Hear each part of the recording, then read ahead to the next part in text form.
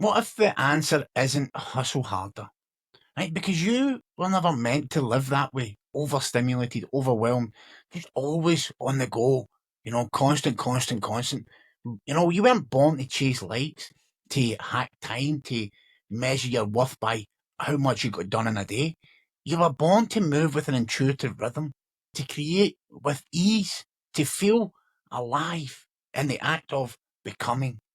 But see, somewhere along the way, we got lost, right? We lost that state, that sense of flow, not because it disappeared, but just because we got disconnected from it through various different programs. If you think about it, the anxiety you feel, the burnout, that constant sense that you should be doing more and more and more, right? Being more, right? They aren't signs that you're broken. They're just signs that you're living against your natural design. And that's what today's about. We're going to shatter the productivity myth that keeps you stuck. Today, we're going to take a journey back, right? Back to flow, back to the natural state, and back to being the real version of you. And why does this matter to me so much? Right? Because just over a year ago, and I've been quite open about it, right? I was drowning, and not in water, and potential. Right? On paper, everything looked right. Right? I had the ideas, I had the vision, I had the drive, but inside I felt fragmented, I felt scattered. Okay, nothing that I was creating felt whole. Right? And the days were just a blur, right? I would start projects and I wouldn't finish them. I'd have all these different programs created, and I would be just consuming more than I could process. Feeling constantly behind, always just numb to what was going on. And I would then blame myself because I thought I needed more discipline, but a better belief system, some another productivity hack. So I'd read all the books and I'd watch the videos, right? And just the harder that I pushed, the worse that it got, right? And then came a breakdown that became my breakthrough, right? I was forced into isolation, not by anyone else, but by myself, because I didn't know what else to do. Everything that had once inspired me no longer did. I lost all motivation, and it terrified me to my bones because I'd invested so much time, energy, money, everything into building a coaching business, my coaching programs, who I thought people wanted me to be. And the real truth was that I had stopped feeling aligned long before I admitted it to myself. I stayed in denial, and that was simply because I had already invested so much, and also because I had no plan B. What would I tell my wife? And those old fears, would pop their head up again. You're too old to start again. What if you fail? What if you can't provide? And all that shenanigans. So every day I would put this mask on, pretending everything was fine, right? So my wife wouldn't worry and everything was okay, cozy. But inside, I was petrified. I was lost. I was feeling lost. And after all the personal development work that I'd done and everything that I had done, I'm like thinking, how can I be in this position again? Right? And this is when I felt guided to, and I believe there's divine interventions. I believe that we've been guided by higher powers, by guides, by, there's something greater, right? And I believe that everything that was happening was for me. And I had to go through everything that I'd went through. And this was probably the biggest point in my journey was sitting with myself. Right. So I was guided to go and sit with myself just to truly be alone, to reflect on who I was and why I kept forcing things and that didn't flow. And it was a constant struggle. Right. And when I was in that silence, because I didn't know what else to do, meditation was something that's my go to thing. So I didn't know what else to do. So I sat in silence and I mean months of, genuine silence. And it was something amazing happened. I had, well, more than one thing. I had several spiritual experiences, right? I even had a Kundalini awakening. But what was more important than all of them combined was the realization that I just wanted to be me. I just wanted to be authentically me. And I had long had a dream of being a full-time YouTuber, but I never believed it would be possible. Right? I didn't know what my channel would be about, what it would consist of. And I had made half-hearted attempts in the past, but I never went all in because I never truly believed that anyone would actually want to listen to me, or you know. And I now know that that's just the voice of my ego. I've always known that, but even when you're in the midst of it, it still catches you, and it's just trying to keep me the same. And in this period of isolation, I felt drawn to just be me, to simply go onto YouTube and share my story. Because believe it or not, I do have a story where there's a lot of value people can get from it. I've went through a lot in my life and I openly share about it. Paralysed, addiction, jail, rehab, so many different things. And I've been on this personal development journey. I've took so many courses, read so many books. So I had so much knowledge and wisdom and life experience. And I can't remember, I was listening to this YouTube video and I kept getting these subliminal messages, just be authentically you. And when I was in this space of just meditating and I would get guidance just to be me. But every time I went to start, those voices of fear and doubt would creep in. So after, months of meditating, sitting in isolation, I finally said, you know what, I'm going to do it. And I made a commitment to start on March 4th, right, this year, 2025. And then the day came along and I was still with fear, but you know what, I said, I'm going to do it. And as soon as I made that first video and I started designing the thumbnail and the description and everything, this whole new world, opened up to me, a world that I'd forgot existed. I had been trying to force things for so long, I'd forgot what it was like to be in flow, to be in the flow state. And what was even crazier was that I had studied the science of flow for such a long time, read all the books, took the courses. I knew as much as I possibly could about flow, so I knew all the benefits. I just wasn't implementing it in my life. And again, it comes back down to forcing it.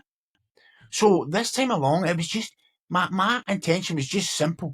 Just be authentically me. Right? It wasn't about being perfect or, super productive. It was just about being me. Because I was committed to do a video a day for 75 days. And that was just to find my feet because I would have no time to do fancy edits and I was just being me, give me a chance for people to get to know me, see who I am, and hopefully build a connection with me. But in this whole process, I forgot how much I loved designing, creating, recording. That flowing state. I'd been in it before, but I hadn't been in it for such a long time. And it didn't disappear. It was just buried under the pressure to be somebody else or to be fit in or to perform or the constant distractions, and who I thought I needed to be. And right there, I made the decision that changed everything. I'm stopped forcing my life and just learned to flow with it. And what followed was basically instant transformation because it was something more powerful than I could ever imagined. It was a journey back to myself, back to the way that I loved living my life, which was just being creative, just going and talking about whatever lit me up and creating what I love creating, and then waking up every day excited to do it again. I couldn't stop thinking about it. I was always having these ideas and I was in flow state so much. So today I'm going to share, with some of the stuff in flow I've learned. Not because I'm a guru and mastered it, but because I've seen how it can impact and transform my life. But not just what you create, but who you become in the process. And this is the first of a whole flow and focus series that I'll be doing. So this is the first video of, I think it's going to be about maybe 10 or 12. Okay, because flow isn't something that you can buy, right? It isn't something you can achieve. It's something that you remember, right? And one of the best books was Flow by Mihai Csikszentmihalyi. I can never pronounce his name, right? But he spent his career studying, the flow state. He defined flow, and he said that the state in which people are so involved in an activity that nothing else seems to matter. And when I'm in that state, it's amazing. It's just that total immersion. And when you're fully present in the moment, your prefrontal cortex, the part responsible for self-criticism and doubt, that actually quietens down. So think about the moments when you've experienced this in your life, right? When you've just completely lost track of time, when, effort felt effortless, when you weren't thinking about yourself at all. Now, this is a rare in adults, but see, when children, we naturally lived that way before we were conditioned, right? And the modern world, it disconnects us from this state. The constant notifications, right? The constant fragmented attention, the social comparison, that really impacts our self-consciousness, the achievement addiction, that keeps us in our heads instead of our bodies. And this cost isn't just productivity, it's presence, it's joy, it's the ability to access our deepest intelligence. So many people look out there for the answers, and we have them all in here in our body. And it took me so long to get to this point. And I was about 40 when I had my first spiritual awakening. But since I've been there, I cannot tell you how much better my inner world has been. And this is when you look at the science side of flow, it's your brain's superpower. When you enter flow, your brain just goes through this radical transformation, right? You've got the transient hyperfrontality, right, which is your inner critic that goes quiet, right? Then your brain releases, a cocktail of powerful, neurochemicals, dopamine, norepinephrine. I can never say that either. Serotonin, and there's another one I can't remember it. I think it's I'll need to come back to you on that one. And this isn't just pleasant, right? It's your brain operating at its highest capacity. And then I was looking at some research from the Flow Genome Project, right? And that shows that people who are in flow, they're up to 500% more productive. And then I think it was about 450 or 430% more creative and experience significant more fulfillment. So just think about that, 500% more productive and 430% more creative. Just think what you could achieve in your day-to-day life. Okay, and flow isn't just a performance hack. It's actually your natural state when obstacles to presence, to being in the now moment are removed. This is why I talk about being in the now moment. It's not just a spiritual, phrase that I coin. It's so important for your fulfillment. Because when you go beyond neuroscience, flow has been recognized in spiritual traditions for forever, right? They just have different names. In Taoism, it's called Wu Wei, which is effortless action. Buddhism, it's called Samadhi, which is complete absorption. And in Christianity, it's just being filled with the spirit of life. And these might just be metaphors, but they're actually not really metaphors. They're recognitions of how consciousness actually works.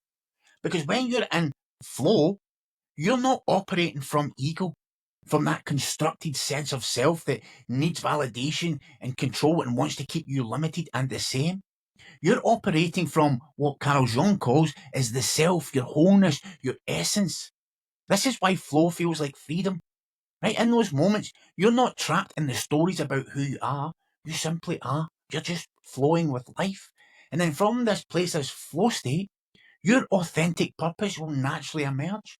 Not as something you figured out, but as something you embody because you remember it. Right? And it's breaking the system that blocks you from the flow. Because we live in an economy of attention. Your focus is literally being harvested and sold. Right? Tech companies employ thousands of engineers specifically designed to keep you distracted. Right? If you think about it, like TikTok and all these different things, it's just to keep you addicted, right? To harvest your focus, your attention. And it's no accident that you will struggle to focus because the system is working exactly as it's designed to keep you, distracted. And this is where you have to look and uncover the truth. Because once you understand the forces that are working against your natural state, you can then consciously counter them. But it's up to you. Nobody's going to do this for you. Nobody's going to come here and save you and hold you by the hand. No, it's up to you to take the action and radical responsibility. Flow isn't just, possible in the modern world. It's essential. It's your biological defense against a culture of fragmentation, right? And the science is crystal clear. The more time you spend in flow, the easier it becomes to access it, right? And the more happier and joyous you feel. The nervous system literally rewires itself. So if you are, struggling, if you want to get into the flow state, right? Now, there's plenty of research on this and there's plenty of books. Stephen Kotler does a lot of it. So if you're going to go in and attack a project, right? And say you're going to create a 90-minute container, okay? So what you're going to do is you're going to set a clear intention, define exactly what you're going to focus on, right? Make sure it's a no distraction zone. Phone off, notifications disabled, right? Put on some music that puts you into a flow state, music that helps you concentrate, right? And then have a movement primer, right? 2 to 3 minutes of physical activity to enter your body, right? And then a permission statement. For the next 90 minutes, nothing else matters except for this project, right? Don't focus on output, focus on immersion, and the results will follow, right? So that's if you're going to, do a project. That's what I do twice a day, okay? Sometimes it's more than 90 minutes. But then you've got a sensory reset protocol, right? So when you first notice yourself feeling all scattered and stuck, do a 60-second reset. Put both feet firmly on the ground. Take 3 big deep belly breaths, right in, and exhale. Okay, name 3 things you can see in detail. Clock, statue, whatever, right? Okay, name 2 things you can hear. Birds, people walking, right? Name 1 sensation in your body, heartbeat, whatever it may be. And then ask, what's the next smallest step, or what's the next obvious action? This instantly pulls you from rumination into presence, and that's the gateway to flow. Okay, and then you've got a digital detox sequencing, right? So technology isn't anti-flow, right? Because we have to use it intentionally. So if you implement this sequence, this will help you regain your attention, right? So, have a morning, I always say have a morning routine, right? I have a morning routine every single morning, right? The first 30 minutes of your day, for me, it's a lot longer, is device free, okay? Notification audit, eliminate all non-human notifications, okay? Just, separate your devices from, if you have to create on your laptop, that's different. If you're doing a creative, what maybe work, but just separate, the consumption devices from creative devices, right? And then create a physical gesture that marks entering flow state. And no screens for 90 minutes before you go to sleep, just so that you can get the best rest. That's some tips that's going to help you get into flow state. But I truly want you to hear this, right? The struggle that you experience isn't evidence of your inadequacy. It's evidence of your nature, asserting itself against the unnatural conditions. When you're feeling exhausted with the constant distraction, right? That's wisdom. That's telling you something. You're longing for a deeper connection. That's wisdom, right? You sense that there must be more than this endless hustle harder. That's wisdom. You were born to flow, not occasionally, but daily, every single day. And when you return to this state, when you build your life around it rather than around the constant distractions, everything will change. Creation becomes natural rather than forced. Purpose becomes clear rather than confusion. Work becomes energized rather than depleting. Right? This isn't just some idealism. It's biology, it's psychology, it's your original design. The journey back to flow isn't about becoming someone new. It's about remembering who you've always been. Okay? And remembering doesn't happen in theory. It happens in practice, in the moments of presence, when you're in the now moment, right? And choices to focus, and the courage to simplify. So start today. You can begin this journey, right? Not with perfection, but with intention. Not all at once, but breath by breath. Because the world doesn't need what you create, it needs who you become when you create from flow. Okay?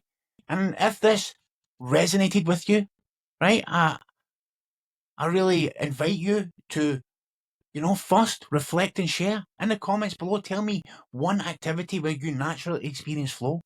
What feels different when you're in the moments? Okay? And then second, just commit to a daily practice, like from one of the tools that I said earlier, and get into that flow state, implement it for the next 7 days, and then see how it shifts your life. Okay, and the last one, share this with someone who might feel stuck, burnt out, overwhelmed. Because sometimes the greatest gift is reminding someone who they truly are, right? And until the next time, I love you guys. Have a great day, and I'll catch you on the next one. I'll have a video for you here, and you can subscribe here. Take care. Bye-bye.